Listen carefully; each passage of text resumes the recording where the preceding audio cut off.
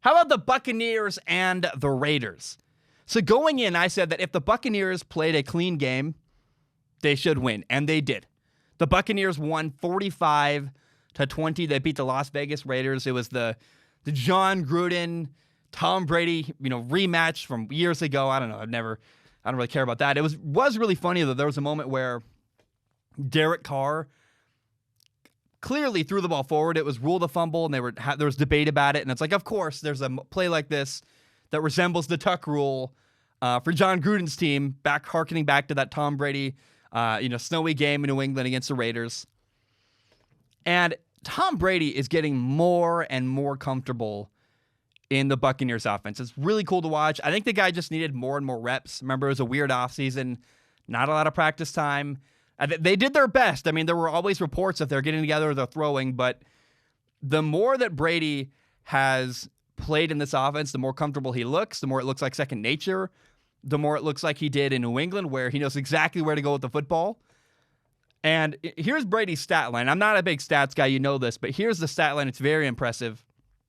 Tom Brady was 33 for 45 passing, had 369 yards, 4 passing touchdowns, also had a rushing touchdown. I think he's who said it? Was it Mark Schlereth on the call? Yeah, it was Mark Schlereth, I think, pointed out that Tom Brady might be the best sneak quarterback in NFL history. That's very possible. I would agree with that. And there's a lot to say here. First of all, it looks like Bruce Arians finally found a quarterback who can be disciplined. Remember, he had Jameis Winston last year. And Brady is doing what Jameis Winston could not do. He's disciplined. He's mastering the offense. His timing looks good. And it's funny how the contrast, Jameis Winston never quite seemed to get the hang of the offense and master it the way that Brady has. Brady's already done it in like 7 weeks. It's like, of course, there's a message to some degree about work ethic, and I'm sure it helps that he's been in the league forever and understands things, but I think it'd be really fun to do a film analysis comparing Jameis Winston running the exact same plays and the exact same offense to Tom Brady and watch how Tom Brady does it differently and more effectively than Jameis Winston, if that is in fact what the film would show when I watched the film. I think that'd be fun. That's a dream video we might make somewhere down the road. I think it'd be really interesting. And my second point here is that Tom Brady's arm looks amazing. And I'm not talking about his muscles or the flexing or the TB12 method. No, his arm strength. I don't know why there was ever any doubt about Tom Brady's arm. Again, last year I kept telling people over and over again, I said, all Tom Brady needs is receivers. This weird cliff thing is just not true. I did a whole film analysis breaking down how Tom Brady was still capable. He just had no weapons outside. Well, finally, Tom Brady has some weapons outside. He looks unbelievable. And Tom Brady's really starting to show how silly that narrative was. The media made this whole narrative that Tom Brady was falling off of a cliff. Because people that just look at statistics and numbers and don't know football very well would say, well, Tom Brady, clearly the numbers are down. That means bad quarterback. It's like, no, it's bad receivers, not winning matchups. It's a struggling offensive line. It's a lot of problems in New England last year. And I'm telling you, watch the deep ball Tom Brady had right before halftime down the left sideline to Scotty Miller. Oh my goodness, it was a dime. Just a beautiful throw. And Tom Brady looks so good. And my third kind of point here about Tom Brady, and it's just a good rule of thumb. There are two people in the sports world. I've had to learn this lesson and relearn it over and over again as I go through my career. I'll be at ebb and flow where I doubt LeBron James or I doubt Tom Brady. And then I make this rule of thumb, and then a couple months later I still doubt them again. It's like, why do I keep doubting LeBron James? Why do I keep doubting Tom Brady? As a rule of thumb, we should expect them at this point to defy logic. LeBron James is in year 17, dominating the NBA, just won the NBA Finals MVP. Tom Brady killing it at 43 years old, looks amazing. I'm done. I'm never, ever again, and I probably will break this because I'm an idiot, and I'll be like, oh, well, we're starting to see signs, and then Tom Brady will come back and wow us again.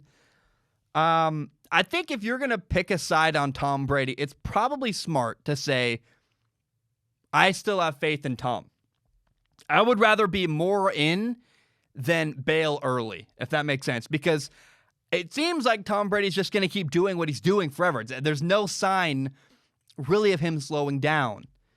And both Tom Brady and LeBron, they're pushing age limits in their sport. And I think, again, it's probably smarter to put faith in Tom Brady until he actually shows something that resembles true failure. And I'm talking, he's got to have a bad year. Not a bad game, not a bad 2 games. The minute Tom Brady has a full bad year, then I'll say, I'm out, it's not working. But until then, like when Tom Brady has a bad game, inevitably in like week 13, I'm not going to say, Tom Brady, here's the moment. He's getting old. The year has worn him down. He's falling off a cliff. No. I am done doubting Tom Brady. I'm done doubting LeBron James. And I don't think anybody in their right mind should doubt either of them. And it's worth noting this game, by the way, and we're still talking about the Buccaneers and Raiders. This game was the Buccaneers had the lead 24-20 early in the fourth quarter.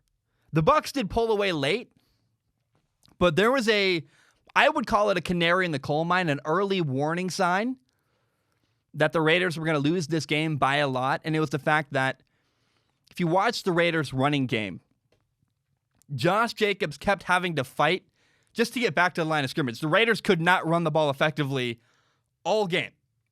And the only way the Raiders were staying competitive and moving the football was by getting large chunks throwing the football. And that just is not sustainable for the Raiders offense. If the Raiders are not running the ball well, it's going to be the canary in the coal mine. If there's another game where they're in it and it's interesting, but they're not running the ball well, that should be your key sign they're not going to win this football game. Because at the end of the game, the Raiders had 76 yards rushing. That's just an example of how poor it was. They could not run the ball for yards or chunks at all. And when that happens, if you're running the ball not effectively, but you're still using play action, at some point people go, we're not interested in that play action.